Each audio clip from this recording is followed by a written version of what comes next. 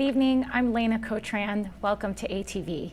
Tonight we have a two-part series with Leila Milki. Leila Milki is a Lebanese-American singer, songwriter, and pianist living in Los Angeles. She strives to translate her artistry into an accessible platform for emotional and cultural empowerment. Born and raised in Palo Alto, Leila received a French education from the International School of the Peninsula and attended Castilleja for high school. She also pursued her piano studies through the Royal Conservatory of Music's classical curriculum, achieving her ARCT diploma and certification in piano performance. As a recent graduate of USC's Communication, Songwriting, and Music Industry programs, Leila is now passionate about pursuing her music full-time. Identifying herself as an Arab American artist, she merges rich cultural traditions with contemporary pop alternative stylings. Her diverse performances incorporates English, Arabic, French, and Spanish. Leila's award-winning debut album, Promises, is available worldwide. Leila, welcome to the show. Thank you for having me. So let's start with your childhood. Tell me about where you grew up and tell me about your home life. So I grew up in Palo Alto, California, and was part of a very loving Lebanese immigrant family. Both my parents traveled all the way from Lebanon, and I'm first generation American, but 100% Lebanese by blood. I was the older sister in the family. I have a younger brother named Anthony, and I grew up speaking Arabic as my first language, basically until we were put into school and English kind of, stepped into the forefront. But Arabic was always spoken at home, and even now when I hear it and speak it, it kind of just feels like home. It's just been ingrained all this time, so I'm very grateful for that. I went to the International School of the Peninsula, as you were saying, and so studied. Which is a French immersion exactly. program. So it was there was a focus on a bilingual program, and went there for 10 years. So that formed the bulk of my early education, and then I continued at Castilleja, since we're both alums, as you know. Alums, yep. All girls school in Palo Alto, and the common thread between both those places was they were these very close-knit communities, so there was a lot of one-on-one attention from the teachers, and kind of got to focus on learning in a comfortable environment. So that was my education. So you grew up with Lebanese parents. Mm-hmm. So were you part of a Lebanese community in your childhood? Yes. Basically anywhere you go, it's a safe bet that you'll find the Lebanese network around you. We had a lot of Lebanese family friends or just Middle Eastern friends, and as I mentioned before, there's this sense of deep bonds and closeness, and a lot of pride and a lot of eagerness to help each other out and kind of stick together and celebrate our culture in many events and things. So that was very prominent growing up. Mm-hmm. What was it like being in two cultures? The Lebanese home life, the American school life. What was that like for you? Basically, that duality kind of has continued to define my life. In a way, it's added a lot of layers to my life, and I still remain very close and attached to some of the more traditional Arab values that were instilled in us, and also having that allowed me to kind of interact with the more Western world at school and things in a more kind of nuanced way. So I learned a whole lot from just having, two Lebanese parents. There's a true sense of devotion that I think is especially unique to immigrant families. Starting a new life here and having really high standards. My dad is a physician at Stanford, and for as long as I've been his daughter, he's worked 7 days a week, but still managed to kind of balance his family life and work life, and carry out every single task, be it at home or in his career, with so much care and thoughtfulness. And my mom as well, she's an incredible chef, for example, and I grew up having her, be this incredible hostess, and we'd have, even with one family of 4 that we were entertaining, she would cook for like 20 people. Yeah. And that was just a common theme. Not only aesthetically was everything beautifully presented, but there's so much care and time and perfectionism. So I think we really learned that devotion from them. So you have a physician father, and you ended up pursuing a career in the arts. Yes.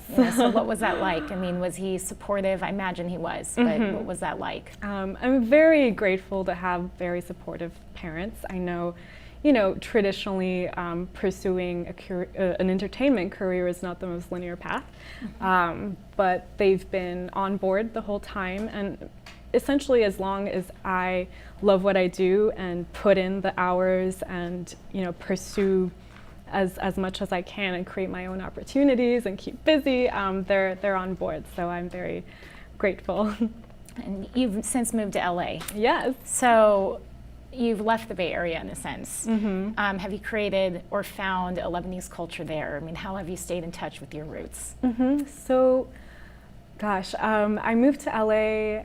I can't even, I moved at USC, so when I went to college at USC, that marked my move, and I think it's been like 3 years out of school. So I've been there for a while, but I've still been able to kind of hold on to home, and thankfully LA is not too far, so physically the distance is manageable, but I've been able, especially out of school, to find the Lebanese community and networks there. There is kind of an institution called the House of Lebanon in Los Angeles, and they have a little artist group focusing on kind of like Middle Eastern artists in LA and supporting them. There's a bunch of other things like the Lebanese Ladies Society, and I've been able to be a part of a lot of communal events and as a performer, in fundraising capacities. So I've kind of been able to keep that alive, and then, as we'll probably talk about, in my music and my musical kind of influences. So absolutely. So let's talk about your love for Middle Eastern music. You grew up in the Bay Area. I did. I'm sure your friends listened to pop and alternative and rap. So how is it that a girl growing up in the Bay Area found such a love for Middle Eastern music? Yeah, I can't tell you how many times, like throughout middle school, high school, and beyond, where people will show me a song like, do you remember this from middle school? I'll be like, no, I actually don't know this. Yeah, that played a really important role in shaping my early kind of musical exposure. I grew up with a whole lot of like Fairuz's catalog, those traditional Middle Eastern icons, and also the more contemporary, mainstream artists like Nancy Ajram and Najwa Karam and Wa'il Kfouri, all those. And I think what really helped, beyond just having my parents play those CDs on rotation in the car, and also having Arabic TV channels on loop, kind of echoing in our living rooms, we made annual trips to Lebanon. So every summer as a family we would go, and that's when I basically had firsthand full-on immersion in the culture, and listening to all kinds of music there. Our relatives would send us CDs and things like that. So yeah, that basically consumed a lot of that. And Fairuz is such a talented artist. I mean, is she the She's one a legend. She's a legend, absolutely. Yeah. So has she influenced you the most? I mean, who are those artists that you really feel like you connect with? The thing about Fairuz is, in addition to obviously being a legend, and her music is timeless, her catalog is endless. She kind of is able to bridge East and West in a really unique way, and I think that's why so many people can latch on to her music, in addition to the poetry and all of the beauty in her lyrics, and her lush instrumentation and everything in her voice. She takes a lot of classical Western elements and even covers just classical songs. She does. And puts her own Arab twist on them. So I really love that kind of union in Fairuz, and that's what I kind of seek to continue. I mean, not to compare myself to Fairuz, but just that influence is very important. Yeah. And growing up, did you expose your friends to Middle Eastern music? I mean, just, your friends at high school? I'm trying to think. Maybe not intentionally. I think maybe sometimes here and there, especially if doing play dates or, Yeah. they would hear the TV channels and in the car when my parents would drive us from school. I don't know if it was a source of something I was really open about sharing because it was so different. And when you're growing up, it's like my big fat Greek wedding. Yeah. When they're kids and they want to show their food. It wasn't a sense of shame or embarrassment, but it was something just a little more personal and familial. I think as I got older, I was a lot more eager to share that part with people through my own music too. Of course. So, yeah. Of course. So you went away for college. Mm-hmm. You moved out of all the way to LA. all the way to LA. What was life like at USC? It was amazing. I didn't even know half of what I had in store when I went there, and I had a kind of unique experience at USC because I was instantly able to find my niche and really be a part of the music community there, and they have an incredibly strong program. So that's what I was really surprised to be immersed in and lucky. But right off the bat in my freshman year, I joined the music dorm. So all of my best friends still to this day are from freshman year, and we all stayed in LA. And so my LA life has kind of been a more natural extension of my college life, which is also unique. Right. It's not like I suddenly moved to LA to pursue my dream and start fresh. So I feel very fortunate in having those relationships. And yeah, I think that's. So your love for music started at a young age or when you were maybe a little bit older? So music has always been there. My parents put me in piano lessons when I was 4. So basically the youngest you can be to sit at a piano for 30 minutes or however long. And I never really questioned it. I always, some people give up or just ditch piano because it's hard or they're interested in other things. I never even had that thought. It was always a given, just like I sort of carved out a home at the piano. And I think what helped with that was, in addition to studying a bunch of classical music and sticking to sight reading and homework with that, I really did a lot of my own tinkering, playing by ear or just kind of stumbling upon cool little ditties, making up my own little stuff without even realizing that I was necessarily writing music, but it was just a cool, fun thing for me to do. So I always, viewed the piano as a creative, safe spot. So the piano is your main instrument. Do you play any other instruments? So piano is definitely by far what I'm most, comfortable with and experienced with. I do tinker on guitar too, so I would say piano, guitar. And the guitar I use more as a songwriting tool, like a creative tool, because sometimes when you're so familiar with an instrument like piano, you've studied everything about it. When you sit at the piano, it's hard to find fresh ideas because you've kind of exhausted some possibilities. So because I'm structurally not as familiar with the guitar, I'll stumble upon, fun little things or new ideas that I would never have found on piano. And then I'll translate that to piano or, play around that way. So I want to bring some attention to your CD. So this is out. This is Promises by Leila Milki. Yeah. Beautiful. Thank you. I want to explore what it takes for you to write songs. What does it mean to be a composer? And I think that that's an important aspect of what you do. Yeah. So let's talk about that first. So I want to talk about the cover. This is in beautiful where? So this was a photo shoot I did in Santa Monica. Okay. At the beach, sunset. And it was so funny. I mean, that pose was just kind of in between shots. We didn't even plan the kneeling down. It sort of just came out that way. And I was like, that's kind of cool. It takes you in. It has an introspective feel. And then actually the back cover is a photo I took in Lebanon. We're from El Qura, the northern districts, and kind of a more village, rural, natural scenery area. And in our time in Lebanon, we go on a lot of walks in the neighborhood during sunset, and it's always so gorgeous. So I really wanted to add both, my Western Santa Monica, LA life juxtaposed with the Lebanese roots. So that's wonderful. And your time in Lebanon, has that influenced your songs? What does it take for you to compose and write music? I mean, what is that like?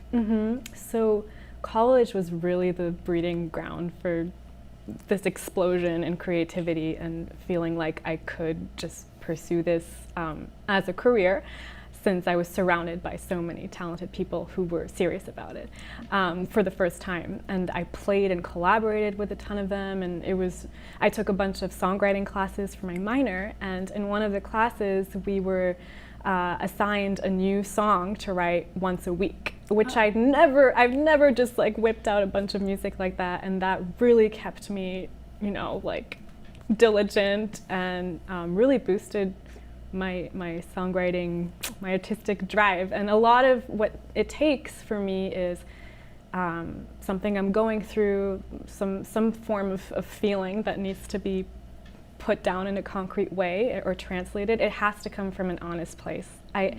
It's hard for me to sit down with no state of mind and just write something unless I'm thinking about someone else's experiences. There's always something rooted in truth. Right. And then more recently, I've been branching out, into the multicultural territory and trying to bring in that side of my identity into the music. So that's kind of another topic, but summers in Lebanon definitely have helped. Definitely. Well, once a week. I mean, I imagine Oh my God.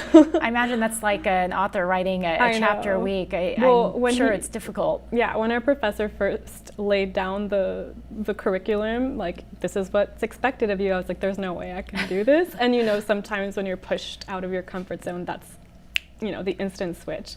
And I'm really grateful for that. Actually, a lot of the songs on this album stem from that class, right? And those assignments. So. And then I've heard you have a new single out on iTunes as well. Yeah. A few months ago, I put out a song that was also written in this college era. I wanted to kind of tag it along as an afterthought to this album. It's called New Year, and that's more, as opposed to being like a big, flashy, catchy single or more upbeat song. It's a lot more introspective. It's me on acoustic guitar. I wrote it a few years ago in Hawaii on a family trip, and it was during the first day of the new year. So I was basically thinking about resolutions and ideals that we set for ourselves, and kind of like the illusions and obstacles that can come in the way. So that's what that is. I want to also ask you about the multilingual aspects. So how many languages do you speak? So at one point I could comfortably say 4, because at ISDP we learned Spanish in addition to our French classes. So I was taught Spanish in French. Wow. And a lot of us have this lingering French accent while speaking Spanish. So right now I would say comfortably 3, Arabic, English, and French. French I've never lost, because when you study that for 10 years, it's just with you. Right. And a lot of my family friends speak French, and so that's very commonly used. Arabic, I have just from, naturally hearing it all my life and continuing to use it. And then English, I'm hanging in there with English. Spanish I can still understand, and it forms the root of so many other kind of Romance languages. So I can understand a little Italian, some Portuguese words, but cannot speak, to save my life. But. So the languages, how have they influenced your songs? Do you have songs that have both French, English in it? I mean, do you kind of cross back and forth between? Yeah, so especially out of school and recently, I've been seeking that fresh new way of looking at things and actively trying to branch out into those languages. Usually in my performances, I'll incorporate some other people's music in those languages, like sing some Fayrouz and Edith Piaf and Charles Aznavour and all those. But in the last 2 years is the first time I tried writing in or incorporating some original elements in those languages. And then in the next part of the show, when I play, I'll kind of talk more about that. With the song Leila on this album, that's the first time I wrote a fusion song, Arabic and English. But yeah, as far as the languages go, every single time I perform, I try to do some Arabic and French at least, because beyond kind of just sounding cool and different to people, or standing out in that way, or aesthetically, or just the inflections and the little ornamentations and things, I find that there's a lot of freedom in singing in different languages, because usually if you're singing to an American audience and singing lyrics, the lyrical content makes a big part of how the song is received. Right. And at times, especially if it's my own stuff, I'll feel kind of like a little more vulnerable or exposed, or feel like I can hide a little, or that feeling of hiding and not being as emotionally there. It takes work, but with the other languages, that's completely cut off. So it really is only a matter of the emotional aspect of it. And so many times people will be like, I had no idea what you were saying, but that made me cry, or like I really felt the truth behind that. So it gives you that flexibility, which I love. So I've seen you perform, and you're magnificent up there. Thank you. How do you gain that confidence and that comfort? You can't gauge what the audience is going to react. I mean, did that build over time, or is it something? Yes. So tell us about that. For sure. Sometimes you have to fake it till you make it, as I was saying. Yeah. But honestly, it is a matter of practice. Just like any other skill, performance is a skill that you have to do over and over. And I view every performance opportunity as a practice, basically. Yeah. And you get to a point where it's just more like muscle memory or second nature as far as the logistics go. And then it depends on the nature of the audience. If it's more intimate or a huge audience, it doesn't matter, as long as you can kind of ground yourself and let yourself just go with the flow. But practice, for sure. Did you face struggles in the beginning? Was it hard? I imagine every artist has that story. It depends. It really depends still on you always have nerves. I do a lot of gigs here and there where it's just me solo piano vocal at just providing like cover music or entertainment at like a nice hotel or a lounge, and those have really helped boost my confidence in performing, where it's very low pressure.